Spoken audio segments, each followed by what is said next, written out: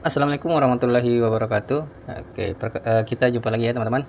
Kali ini saya akan memperkenalkan aplikasi SKP Permenpan 6 untuk tenaga jabatan fungsional Pranata Laboratorium ya. Yang ini seperti ini. Nah, nanti teman-teman bisa lihat gambarannya seperti ini ya. Sedikit info. Nah, jadi ini aplikasi SKP yang bisa teman-teman gunakan untuk dalam rangka untuk melakukan evaluasi kinerja tahunan atau bulanan dan atau semester ya. Dan ini juga bisa digunakan sebagai sandaran untuk acuan dalam membuat SKP melalui kinerja ya. Oke, silakan menyimak. Baik, sebelum saya memulai ya, kembali saya mengingatkan kepada teman-teman ya, ketika di saat menemukan video ini, kemudian di saat yang sama menunjukkan waktu sholat ya, silakan tunaikan ibadah sholatnya dulu, videonya bisa di pause, nanti setelah ditunaikan langsung menyimak ya. Oke, baik, kita langsung saja ya. Bagi teman-teman yang sudah melaksanakan, kita langsung saja. Nah, di sini ya, di aplikasi SKP-nya itu seperti ini ya, seperti biasa yang sudah teman-teman ketahui, penampakannya seperti ini ya. Kalau saya print preview akan tampilannya seperti ini ya, sama dengan SKP Permenpan pada umumnya yang kita gunakan saat ini. Kemudian di bagian sini ada namanya lampiran SKP-nya, ada namanya rencana aksi ya. Rencana aksinya kalau saya print preview seperti ini ya. Oke, seperti ini. Kemudian lanjut ke bagian umpan balik. Nah, ini bagian umpan balik ya, sebelum dievaluasi ada bagian umpan balik seperti ini modelnya ya. Oke, ini sepek 2 lanjut. Oke, jadi seperti ini. Kemudian di bagian evaluasi. Nah, ini bagian evaluasi, di sini adalah bagian ada grafiknya ya. Nah, ini grafiknya nanti akan otomatis menyesuaikan sesuai dengan hasil capaian teman-teman. Kemudian di bagian di sini ada dokumen evaluasi ya. Di sini penyebutan predikatnya ya, seperti ini. Kalau saya print preview akan nampak seperti ini. Oke, baik. Kemudian selanjutnya di aplikasinya ini tuh dilengkapi dengan angka kredit konversi. Jadi predikatnya ini akan langsung dikonversi di sini ya, di bagian bawah sini. Nah, ini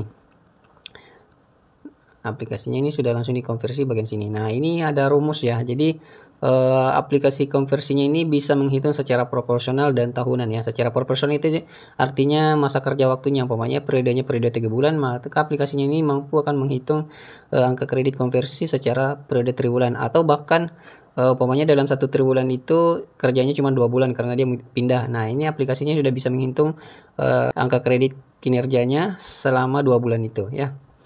Oke, jadi ini sudah diatur secara proporsional ya, berdasarkan rumusnya ini. Jadi teman-teman tidak perlu lagi menghitungnya secara manual ya. Kemudian di sini angka kredit akumulasi. Nah, angka tampilannya seperti ini ya. Oke. Kemudian, nah jadi ini angka kredit akumulasinya ini mengakumulasi angka kredit selama periode tahun itu ya. Jadi umpamanya di sini periodenya periodenya dalam 1 tahun ini ada 4 periode ya, periode triwulannya, maka nanti di sini akan muncul ya. Ini cuma karena diklik database-nya, yang diklik cuman sampai periode triwulan ketiga ya, maka munculnya seperti ini.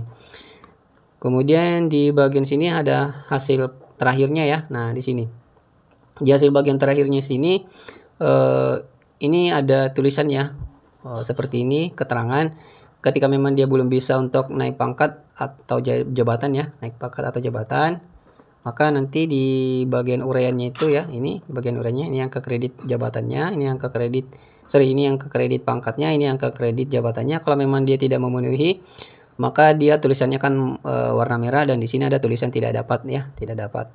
Kalau memang di sini sudah nilainya plus ya, plus atau nilainya pas, maka di sini akan berubah tulisannya menjadi warna hitam. Jadi ini udah otomatis. Jadi teman-teman tidak perlu memikirkan redaksinya lagi, dan tidak perlu lagi menghitung angka kredit kecukupan angka kreditnya, dan tidak perlu menghafal setiap angka kredit pangkat dan jabatannya untuk di golongan tertentu, karena kan angka kredit di setiap pangkat dan golongan itu berbeda-beda target angka kreditnya yang harus dicapai. Nah, itu teman-teman tidak perlu menghafal karena ini memang sudah disediakan secara otomatis. Nah, kemudian selanjutnya di sini ada laporan bulanannya ya. Laporan bulanannya seperti ini, bulan 1 sampai bulan 12. Kemudian ada rekap kegiatannya. Bagi teman-teman juga yang memerlukan logbook, di sini sudah disediakan juga logbooknya. Oke, baik. Kita langsung dulu ke bagian sheet DB-nya ya. Ini hanya sekedar perkenalan saja. Nanti teman-teman untuk mendapatkan filenya bisa join ke grup VVIP. Yang jelas ini berbayar ya. Berbayar. Kalau untuk grup VVIP itu Untuk joinnya kontribusinya Rp100.000, kemudian ada grup satunya lagi, grup N25 itu nilainya hanya 24.900. Tapi di grup N25 ini teman-teman tidak bisa berkonsultasi, hanya betul-betul melihat tutorial saja ya. Jadi tidak diizinkan untuk melakukan konsultasi. Kalau grup VVIP teman-teman bisa berkonsultasi tentang apapun di situ ya, seputar angka kredit dan JF. Oke, baik. Di sini sudah saya perkenalkan ya. Di sini sudah ada sheet DB-nya seperti ini. Jadi ini khusus untuk aplikasi terapis gigi ya. Terapis gigi. Di sini ada sheet DB seperti ini. Kemudian di sini ada bagian ruang kontrol. Di bagian ruang kontrol di sini sudah disediakan butir kegiatan ya. Di sini sudah disediakan butir kegiatan. Nanti teman-teman tinggal pilih butir kegiatan mana yang mau dikerjakan. Kemudian di sini ada RHK-nya ya, RHK-nya. Nah, RHK-nya ini berdasarkan Permenpan, sorry, bukan RHK ya.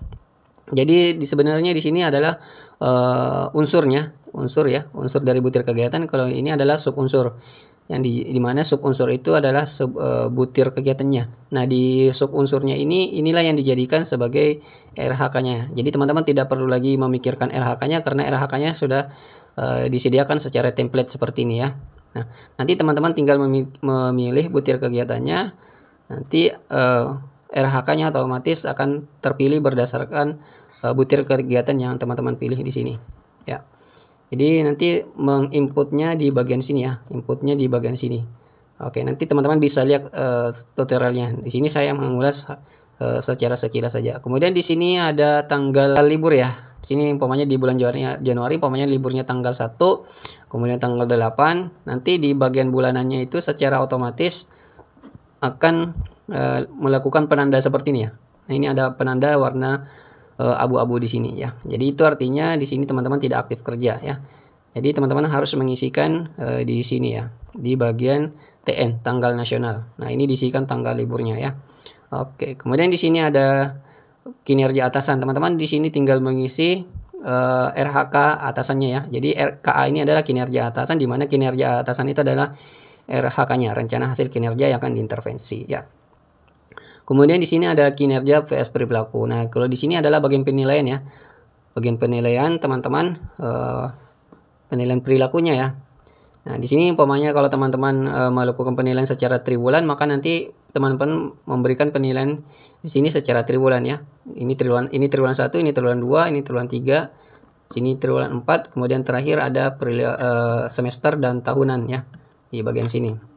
Nah, tergantung teman-teman di bagian sheet DB-nya memilih periode apa. Kalau teman-teman milih tahunan, berarti teman-teman cukup mengklik di sini ya, tinggal klik umpamanya di poin 1 berorientasi pelayanan, umpamanya sangat baik penilaiannya ya. Nah, nanti teman-teman tinggal pilih seperti ini. Kalau umpamanya predikatnya di situ baik, nanti teman-teman pilih baik. Nanti akan secara otomatis seperti ini ya. Jadi di sini sudah ada opsi. Nah, untuk periodenya sendiri, kembali saya di sini. Nah, di bagian sheet DB itu ada namanya periode ya, periode kerja. Nah, ini. Kalau teman-teman pilih di sini ada opsi pilihan ya. Di sini bisa pilih triwulan 1, 2, 3, 4, semester 1, semester 2 dan tahunan. Kalau teman-teman di sini pilih tahunan, maka otomatis di bagian kinerja perilaku sini teman-teman pilih penilaiannya secara tahunan ya. Oke.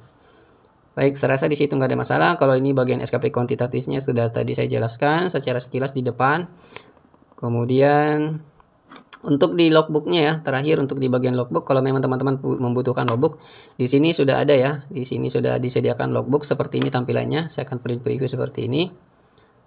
Nah, hasilnya seperti ini ya, logbooknya. Kemudian kalau cara penggunaannya nanti teman-teman tinggal pilih tanggalnya ya. Pokoknya tanggal 1 nih, tanggal 1 di bulan 1 umpamanya.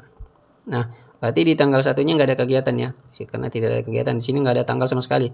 Umpamanya teman-teman pilih lagi di tanggal berikutnya, di tanggal 2. Oke, nah ini berarti ada satu di tanggal di sini. Nanti teman-teman di sini isikan secara manual ya. Jadi ini harus di print dulu ya. Di setiap tanggalnya ini teman-teman ketika sudah memilih tanggal, bulan, sudah ketemu, print, baru nanti ini ditulis tangan ya.